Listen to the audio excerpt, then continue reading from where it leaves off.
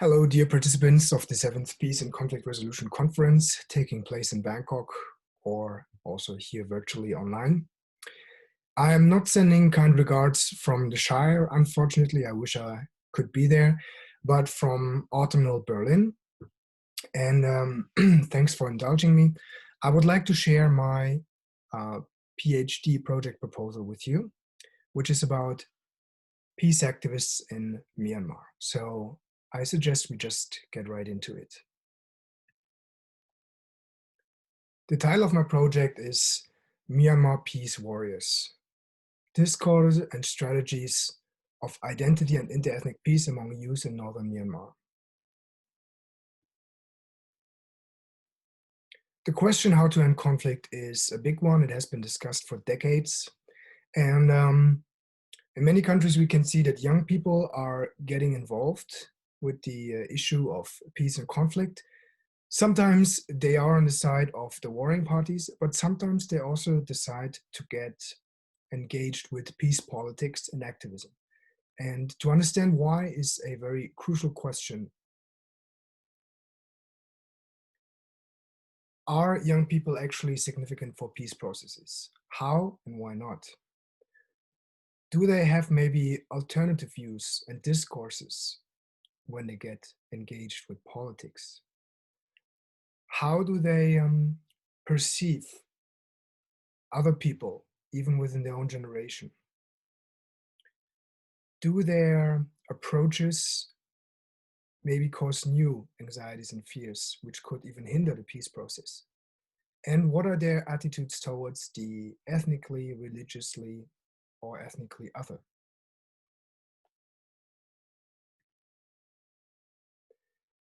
All of this has been an ongoing debate. And it has been pointed out that even though it is a long debate, the knowledge about youth and peace processes is still very limited. There's the argument that youth can indeed be very powerful forces for peace. Nielsen conducted a study in 2012 looking at peace agreements from 1989 to 2004, where she argues that civil society, which also includes youth, can dramatically increase the chances for durable peace. Other studies appear to repeat the same results.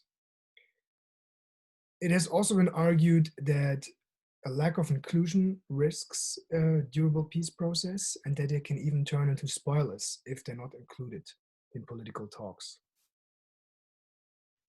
From a political psychology perspective, it seems as if young people have very often a different framework, a different attitude and identity for armed conflicts. And there's also the argument that the role of youth in peace talks and political processes has been romanticized and overstated.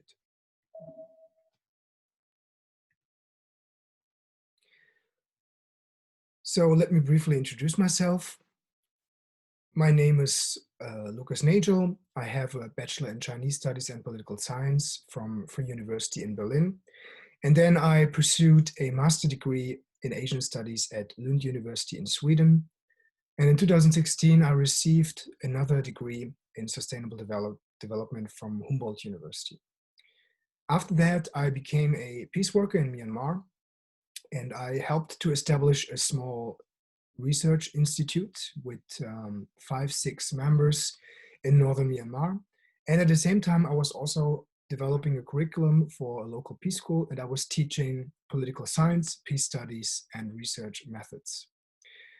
After this, I left my job to pursue a PhD, which is my absolute dream, because you can see I'm very fascinated by a certain topic.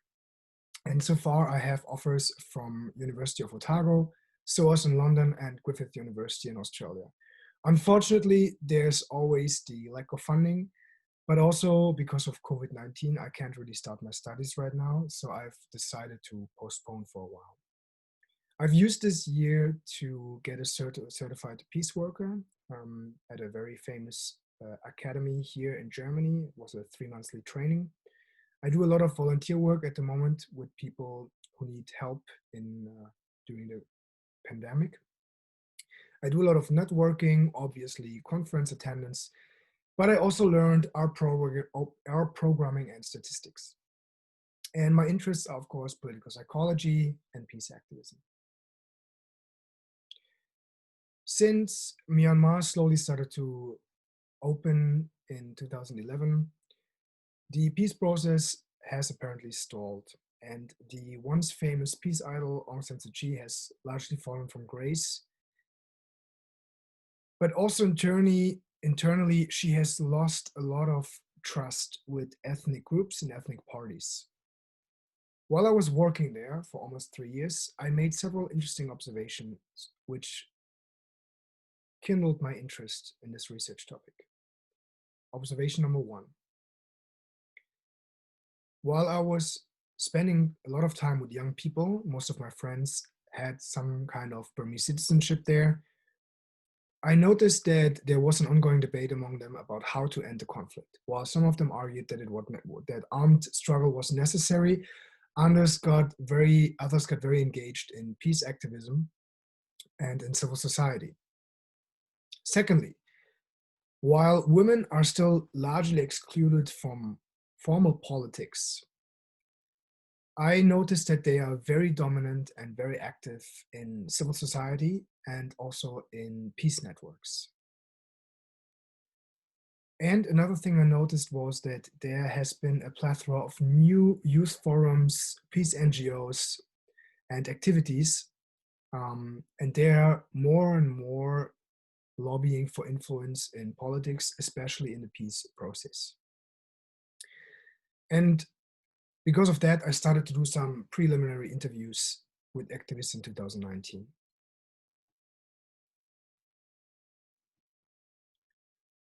But what is my actual research question? What is the significance of this PhD project? Well, the question is to find out whether peace activists in northern Myanmar are actually important for the peace process, and if yes, what are their alternative discourses on Myanmar identity and peace building?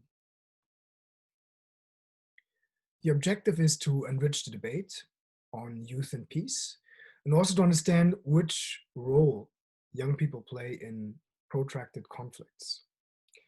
The significance is that this could lead to very interesting results to improve peace talks, because there's already a wide acknowledgement that this is understudied and that it needs more information. Well, what are the challenges and how can I overcome them? First of all, obviously there's the language barrier. Then right now, because of COVID-19, it is difficult to conduct fieldwork at the moment. Moreover, it is a difficult dynamic environment, and the security of the participants and also of myself and also the access to certain areas is always changing. To tackle those problems, I've started to learn Burmese, and I'm still learning Burmese on a regular basis. And of course, I will need to plan my field work respectively, considering COVID-19. And if it is still very bad in 1 to 2 years when I actually want to go to Myanmar to collect the data, then I could at least start to do online interviews. I need close coordination with the university supervisors and also my local contacts. And from development politics, I'm familiar with the do no harm approach. And I will, of course, follow the ethical code of my university, and I will apply a lot of security software, which will protect the sensitive data I collect. What is my theoretical framework? There is a framework called Ontological Security Theory. It has actually been developed by Anthony Giddens in 1991, and he describes it as a sense of purpose in the world for the individual, which means that in order for us to actually feel a sense of belonging and well-being in the world, we need a strong identity and the reason why we do things. Sometimes it can be a religious reason or moral code. One way or another, this identity and the group narratives that are associated with it are crucial in this world of constant threats. It has then been incorporated into political science and has forwarded a lot of interesting research. The most recent is by Rumi Lilly in 2015, where she combined ontological security with peace research. And she calls this concept peace anxieties. She makes a division between fear, which is a physical threat, and anxiety, which is a threat to the identity. And she argues that some protracted conflicts, they are stable because even though there is a high physical fear, because there's rape and attacks and bombings, the image of an enemy we have helps us to maintain our ontological security. We believe that we are the good ones and the others are the bad ones. So this kind of othering in black and white makes the conflict stable. Even though it is a threat, it also helps us to maintain our identity and group narratives. So this is a dilemma, because when young people, for example, come in and they try to do things differently and there is a reconciliation, suddenly this worldview is changed. Suddenly former enemies become partners in dialogue, maybe in business. And this is something that is a threat and that is too much for some people. And this is why they might try to hinder this peace process, because they have an interest to maintain this fixed enemy image.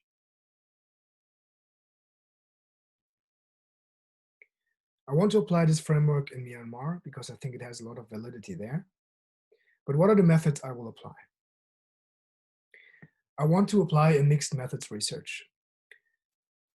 When it comes to qualitative research, which is my first and foremost expertise, I want to apply semi-structured interviews with peace activists, young politicians, NGO workers, and experts on the matter. I will then transcribe these interviews and look for visible and invisible socio-political, psychological assumptions, strategies, and values. And I will then code and analyze these data with qualitative software like MaxQDA and AtlasTI. I want to enrich this with quantitative data. This will be based on structured interviews to capture social indicators of the interviewees, and also a number of self-rated agreement levels on standardized items, which will set out to measure the attitudes and values on political issues. Afterwards, I will look for correlations between those social indicators and political values. For this, I will use SPSS and R.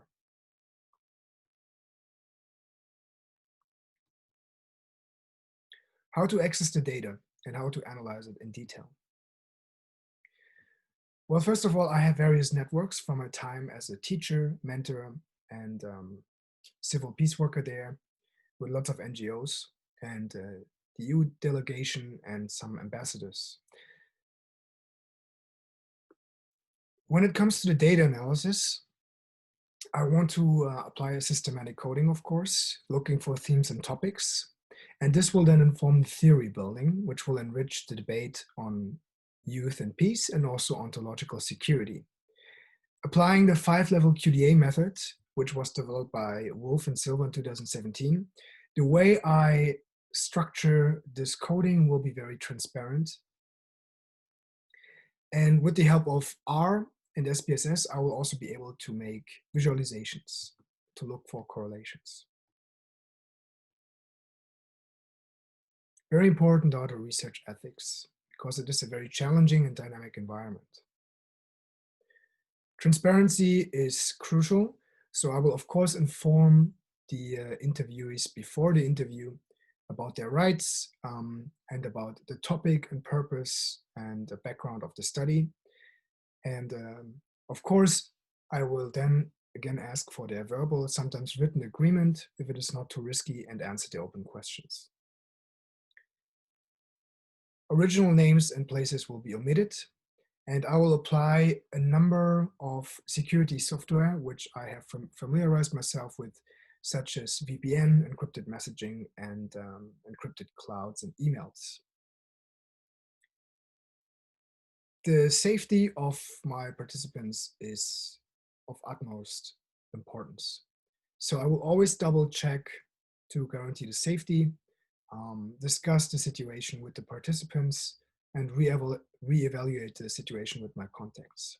Of course, it will only be conducted in safe zones and with official permission.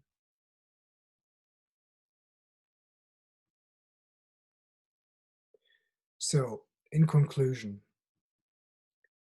this is a PhD project that draws on interdisciplinary approaches from political science, psychology, Asian studies, and peace studies. I will apply a mixed methods research approach based on interviews, observations, and surveys. From political psychology, I want to use ontological security theory and related theories. This will be a contribution to the ongoing debate about youth and peace, and it has the potential to contribute to the theory building and also to change the way we look at young activists and how they can contribute or hinder sustainable peace.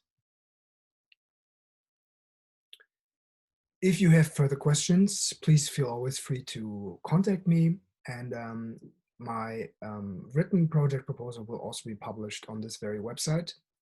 So again, thank you so much for your attention and have a wonderful day.